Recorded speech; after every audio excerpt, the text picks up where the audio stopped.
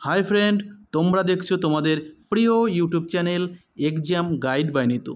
বন্ধুরা, তোমাদের SSC CHSL exam চলছে। আজ 8ই জুলাই।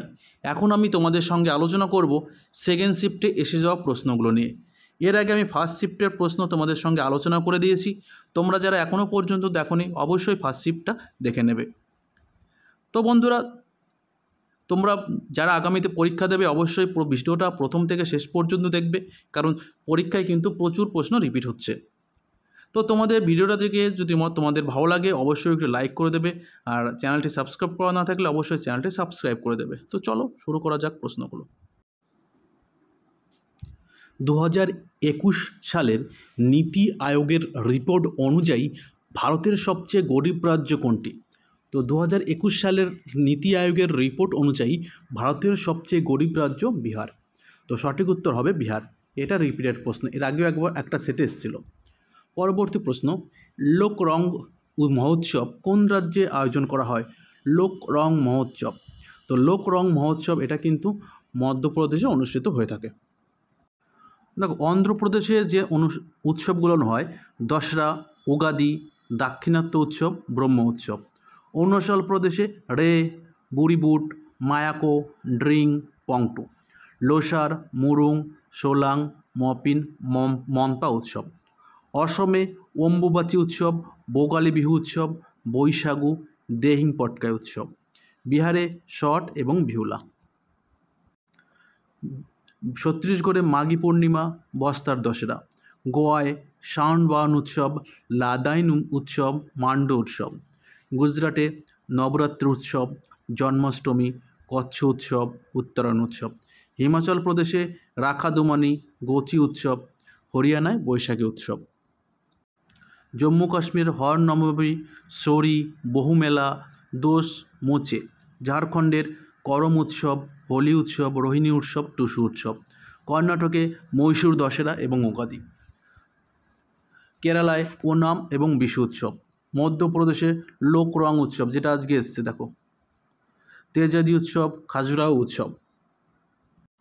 মেঘালয়ে নকরেম উৎসব, খাসেস উৎসব, ওয়াংলা উৎসব, সজীব চেরা উৎসব। মহারাষ্ট্রের গণেশ উৎসব, গুড়িপদ উৎসব। মণিপুর ইয়াং, ওসাং, পোরাক এবং চাপাংকুট উৎসব। মিজোরামে চাপারকুট উৎসব। নাগাল্যান্ডের হর্নবিল উৎসব, মোয়াটুসু উৎসব। উড়িষ্যার রথযাত্রা, রাজা পর্ব এবং নোকাহাই। ভারতীয় রেল কত সালে জাতীয়করণ করা হয়েছিল? ভারতীয় রেল জাতীয়করণ করা হয়েছিল 1951 সালে। 16ই এপ্রিল 1853 সালে ভারতে প্রথম রেল চলাচল শুরু হয় বোম্বে থেকে থানে পর্যন্ত, 34 কিলোমিটার পথ। ভারতে যখন রেলপথ চালু হয় তখন ভারতের গভর্নর জেনারেল ছিলেন লর্ড ডালহৌসি। সেজন্য লর্ড ডালহৌসিকে বলা হয় ভারতীয় রেলের জনক। ভারতীয় রেলওয়ে বোর্ড প্রতিষ্ঠিত হয়েছিল 1905 সালে। ভারতীয় বর্তমান কেন্দ্রীয় রেলমন্ত্রী অশ্বিনী বৈষ্ণব। ঠিক আছে, চলো নেক্সট। সুলতান মাহমুদ গজনি কোন দেশের লোক ছিলেন? তো সুলতান মাহমুদ গজনি তিনি আফগানিস্তানের লোক ছিলেন। সুলতান মাহমুদ 1000 খ্রিস্টাব্দ থেকে 1027 পর্যন্ত মোট 17 বার ভারত আক্রমণ করেছিলেন। এর মধ্যে 1025 খ্রিস্টাব্দে তিনি গুজরাটের সোমনাথ মন্দির আক্রমণ করেছিলেন। সোমনাথ মন্দির কোথায় অবস্থিত? গুজরাটে, যেটা সুলতান মাহমুদ 1025 খ্রিস্টাব্দে আক্রমণ করেছিলেন। চলো নেক্সট। ইন্ডিয়া জাস্টিস রিপোর্ট কার দ্বারা জারি করা হয়েছিল? তো ইন্ডিয়া জাস্টিস রিপোর্ট এটি টাটা ট্রাস্টের দ্বারা জারি হয়েছিল। দেখো, ইন্ডিয়া জাস্টিস হলো টাটা ট্রাস্টের উদ্যোগে একটি উদ্যোগ, যা centre for social justice, common cause এবং কমনওয়েলথ হিউম্যান রাইটস ইনিশিয়েটিভ এর সহযোগিতায় জারি করা হয়েছিল। ঠিক আছে, তো কার সহযোগিতায়? টাটা ট্রাস্টের উদ্যোগে এবং কাদের সহযোগিতায়? Centre for social justice, common cause এবং কমনওয়েলথ হিউম্যান রাইটস ইনোভেশনের সহযোগিতায়, ইনিশিয়েটিভের সহযোগিতায় এই ইন্ডিয়া জাস্টিস রিপোর্ট জারি করা হয়েছিল। পরবর্তী প্রশ্ন, ভারতীয় সংবিধানে কোন অনুচ্ছেদে সংস্কৃতি ও শিক্ষার অধিকার সম্পর্কে বলা হয়েছে? তো সংস্কৃতি এবং শিক্ষার অধিকার সম্পর্কে বলা হয়েছে অনুচ্ছেদ 29 এবং 30 নম্বর অনুচ্ছেদে। ঠিক আছে, চলো নেক্সট। বিতস্তা উৎসব কোন রাজ্যে পালন করা হয়? তো বিতস্তা উৎসব এটি কিন্তু জম্মু কাশ্মীরে পালন করা হয়। ভিডিওটা দেখে তোমাদের কারোর যদি ভালো লাগে অবশ্যই একটু লাইক করে দেবে। ঠিক আছে, চলো নেক্সট। 36তম জাতীয় ক্রীড়া প্রতিযোগিতায় সবচেয়ে বেশি পদক পেয়েছিল কোন দল? 36তম জাতীয় ক্রীড়া প্রতিযোগিতা যেটি 2022 সালে গুজরাটে অনুষ্ঠিত হয়েছিল। এখানে দেখো বলে সবচেয়ে বেশি পদক, জয়ী বলেনি। এবার দেখো সবচেয়ে বেশি পদক পেয়েছিল মহারাষ্ট্র। তারা 39টি সোনা, 38টি রূপো এবং 63টি ব্রোঞ্জ নিয়ে কিন্তু 140টি পদক পেয়েছিল। কিন্তু সার্ভিসেস 61টি সোনা, 35টি রূপো এবং 32টি ব্রোঞ্জ সহ মোট 128টি পদক পেয়েছিল। কিন্তু যেহেতু এখানে বলা রয়েছে সবচেয়ে বেশি পদক পেয়েছে, সেজন্য উত্তর হয়ে যাবে মহারাষ্ট্র। কিন্তু জয়ী হয়েছিল কারা? সার্ভিসেস। কারণ কি? সবার সবচেয়ে বেশি দেখা হয় সোনা কোন দল বেশি জিতেছে, যে দল বেশি সোনা জিতবে তারা কিন্তু জয়ী ঘোষণা হবে। তো এখানে সার্ভিসেস পদকের সংখ্যা থেকে কম হলেও কিন্তু সোনার সংখ্যায় মহারাষ্ট্রের থেকে অনেক বেশি। সেই জন্য 36তম জাতীয় ক্রীড়া প্রতিযোগিতায় চ্যাম্পিয়ন হয়েছিল সার্ভিসেস। ঠিক আছে, মহারাষ্ট্র ছিল সেকেন্ড নম্বরে। আর 36তম জাতীয় গেমস গুজরাটে অনুষ্ঠিত হয়েছিল। আর 37তম জাতীয় গেমস যেটি 2024 সালে অনুষ্ঠিত হয়েছে। ঠিক আছে, 2024 সালে গোয়াতে অনুষ্ঠিত হয়েছিল। 2023-এ 37তম জাতীয় গেমস 2023-এ গোয়ায় অনুষ্ঠিত হয়েছিল। ঠিক আছে, ঠিকই ছিল 23-এ।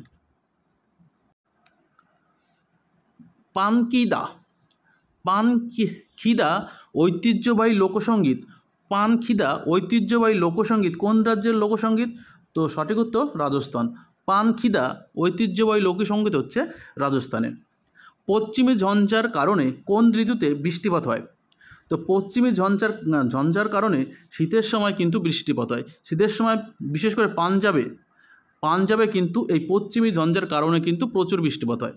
শীত ঋতুতে ভারতের উত্তর পশ্চিমাঞ্চলে পশ্চিম ঝঞ্ঝা থেকে বৃষ্টিপাত হয়। তো ভারতের উত্তর পশ্চিমাঞ্চলে কোন রাজ্য? তো পাঞ্জাব রাজ্য কিন্তু রয়েছে। পরবর্তী প্রশ্ন, শিক্ষক জাতীয় সঙ্গীত গাওয়ার জন্য ছাত্রদের উঠে দাঁড়াতে বলল, এটি কোন অনুচ্ছেদের পুষ্টি হচ্ছে? তো এটি 51 উপধারায়। ঠিক আছে, তো এটি একটি মৌলিক কর্তব্য। তো মৌলিক কর্তব্য ভারতীয় সংবিধানের 51 বলা রয়েছে এবং 51 উপধারায় বলা রয়েছে জাতীয় সঙ্গীতকে সম্মান জানানো এবং জাতীয় সঙ্গীতের সময় অবশ্যই সবাইকে দাঁড়াতে হবে। এটা কিন্তু মৌলিক কর্তব্যের মধ্যে পড়ে। চলো নেক্সট।